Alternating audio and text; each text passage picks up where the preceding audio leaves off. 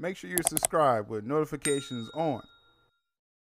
What's up, DC fans? Here's another edition of DC Studios News and Leaks. And this is going to be a very interesting installment. Maxwell Lord is going to be more interesting than maybe we probably expected. Appreciate the recent support of the Argus video. James Gunn put that logo out there, got a lot of people excited about just the potential of this government organization. How much influence will it have? Well, we know it's going to be a pretty direct moment in a Superman film, according to the behind the scenes leaks and photos. Another thing too, we just had that controversial video. Anytime I talk about the Justice League suits in this film, it turns into a fight in the comments. Now, all I want to say, I appreciate all opinions. You could like the suits, not like the suits. You know, I'm not here to determine that. I'm here for the conversation. But I do want to make my stance very clear. When the Superman suit was first revealed, we first got the photo of Superman and he was standing next to Mr. Terrific. I continue to say no one had a problem with Mr. Terrific's uniform, like at all. No one had, like, now I'm going off my interactions on social media, and I talk to people from just different interests. So I don't have just my own little corner of thinking. I take a majority approach, and more people than not were okay with Mr. Terrific's style uniform. It's straight from the comics, so no problem there. But when we saw the Justice League International suits, which that's pretty much, I think that's what we're going to call them, everyone lost their mind. Like, these were the worst designs ever. It's one thing to say, I wish Guy Gardner had his regular suit, or Hawk Girl have her actual suit, than to say, oh, these are the cheapest looking things ever, when you were okay with Mr. Terrific's suit. Now, if you just didn't like Mr. Terrific's suit, then hey, then you just don't like anything that you're seeing here. So that's fine. I just want to make it very clear. I was okay with the style of these Justice League suits because I'm understanding they're like in this Mr. Terrific unit. And so I say that to say, yes, I want to see how the story unfolds with these suits, because I'm okay with the suits. I'm not saying like the suits because, oh, there's a story element to it. No, that's not why you should like them. If you don't like what you see, you don't like what you see. But I just want to make it very clear, again, my stance on that.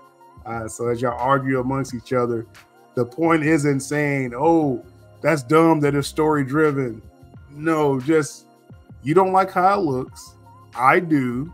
And I'm on board with the story. All right.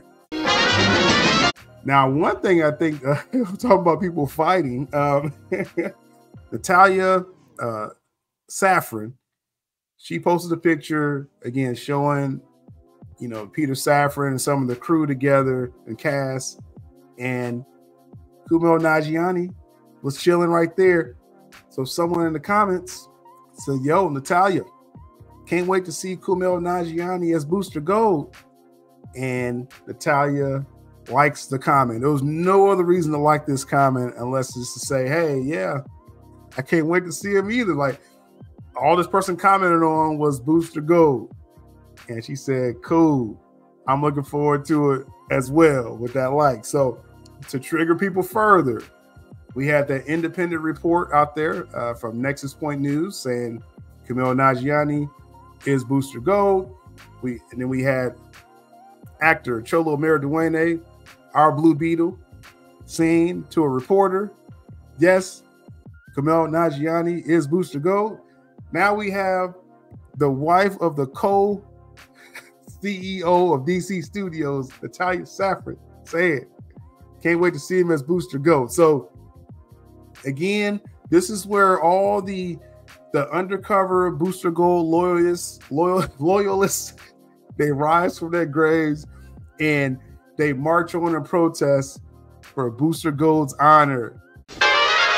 And one other thing too, this is kind of a loaded video with different things, but I'm real big on, again, confirmed information. We talked about this in previous videos. I don't like to loosely just throw information around without some kind of sourcing. Sometimes I have my own sources, yes, and they've had their own track record. You know, I have several videos as far as stuff that's been confirmed. But to just throw, you know, I kind of see in the comments people just kind of make just baseless statements without backing it up, and that's just a little pet peeve of mine. For some reason, people keep saying in the comments, "Oh, they're saying Superman is a comedy. It's a comedic fest. The cast has come out and confirmed that this whole movie is a comedy." First off, I know that's not true because Warner Bros. Discovery is really banking on this Superman film to be more than just some comedy. And they're not spending over $200 million on this film just for it to be some kind of comedy. I knew that was like baloney when people say, "Oh, they came on and said it's a comedy." It's like, okay, you really haven't been following the story. But then I saw, on top of that, I saw the actual clip that people are pretending is confirming that this is a comedy. And I gotta say, man, to take things so out of context, it's not becoming of some of y'all. Like it's really not a good look. Right. So I really think it's funny, it's clever, but it's heartwarming. Now, I'm not here to put down anyone's intelligence, but listening to that, if your conclusion that this Superman film was a comedy, I am going to question your intelligence. And now we have what appears to be some kind of confirmation that the type of Maxwell Lord that we're going to get.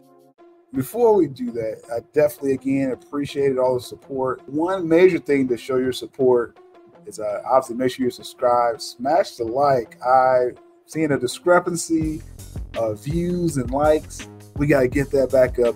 If y'all want to be a part of that conversation over here, make sure you're smashing the like. Y'all already commenting like crazy, so continue that as well.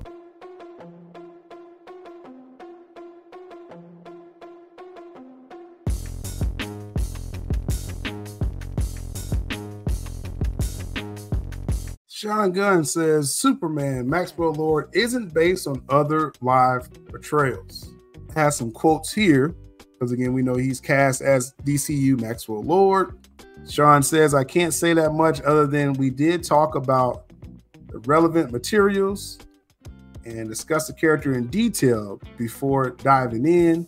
We reference no live performances of the character. It's all from written materials with things we figure we're looking at." So they're going straight to the source. A lot of people was looking at the Justice League International version. Like, oh, okay, he's going to be kind of like funny and goofy, right? In most versions of Maxwell Lord, he's a ruthless business mogul in charge of a powerful multinational corporation. Maxwell Lord became paranoid, power hungry, and obsessed with controlling and using superpower beings, preferably behind the scenes. And so that's why a lot of people just take it like, oh, okay, he's going to be this evil business person, and you know he goes evil. Well, not so fast. When James Gunn first acknowledged, you know, he's going to have Maxwell Lord, he commented saying, because everyone was saying, "Oh, Maxwell Lord, this villain is coming to the DCU," and Gunn was like, to call him a villain seems reductionist, or is oversimplification, is what Gunn is saying. Like, you're kind of simplifying this character if you're just calling him a straight up villain. And if we're talking about the original Justice League International, then we're not talking about, you know, bloody nose man. I really hate the imagery of his nose always bleeding when he has abilities, right? This is annoying to me a little bit. One of the creators of Maxwell Lord, Jim DeMatteis, he commented on this whole, you know, why people are calling him a villain. Again, this was a few months ago when this character was first, you know, said that he would be in the DCU. DeMatteis came out and said, "Hey, Max was never a villain. I hope James Gunn goes with the original version." This is interesting here. DeMatteis goes forward. Again, he's one of the creators of Maxwell Lord, the original, the one that put him in Justice League International. DeMatteis says he's flawed in earlier stories, manipulated by a sentient AI computer. So he's a bit of a con man, but in the end, Max has a heart of gold and loves his team, talking about the Justice League International. So again, he's not a fool. Maxwell Lord didn't start off as some full-on villain wanting to take over the world. And again, he was actually possessed or influenced by AI, basically. James Gunn says, I like the nuanced Max for sure. The evil Max is in some good stories by some good writers and artists. But I always love the character in Justice League International for being multi-dimensional. Same way I love Waller in Ostrander's squad. Right here, James Gunn, by his own words, his own admission here is that Maxwell Lord is not going to be all good and not all evil. They still could do the whole thing where AI kind of influences his brain. It's a whole storyline with that. That is still possible. But he's going to build the Justice League International. That's what it's sounding like. Through his wealth, he's going to fund it and their missions.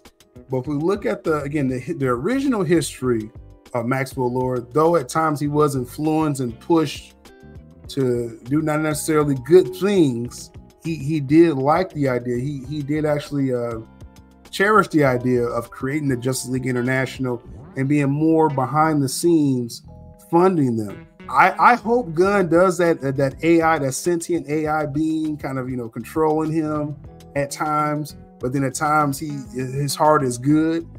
That could be a very interesting play on this character. As a quote I said earlier, Isabel Merced, she says her Hawk Girl uniforms and the Justice League uniforms, we assume, are just for this time period. And this specific suit is for this specific timeline in the story. Well, how long does this time period go? If you're doing the Maxwell Lord story where he funds them, he loves the team, but then there's some kind of AI influence that ultimately disbands the team, you probably need a couple projects for that, right? This shouldn't all happen just in the Superman film. This could be the start of it. And I think that's where Superman will see, like, well, there's some kind of weird influence with the Justice League International. And, he kind of figures it out. So that's just something to keep in mind. I mean, there's a lot of layers to this, but it seems like, again, we've kind of narrowed down the version of Maxwell Lord we feel they're going to do. I think they can pull this off. And I think that's going to make Maxwell Lord pretty interesting, actually, in my opinion.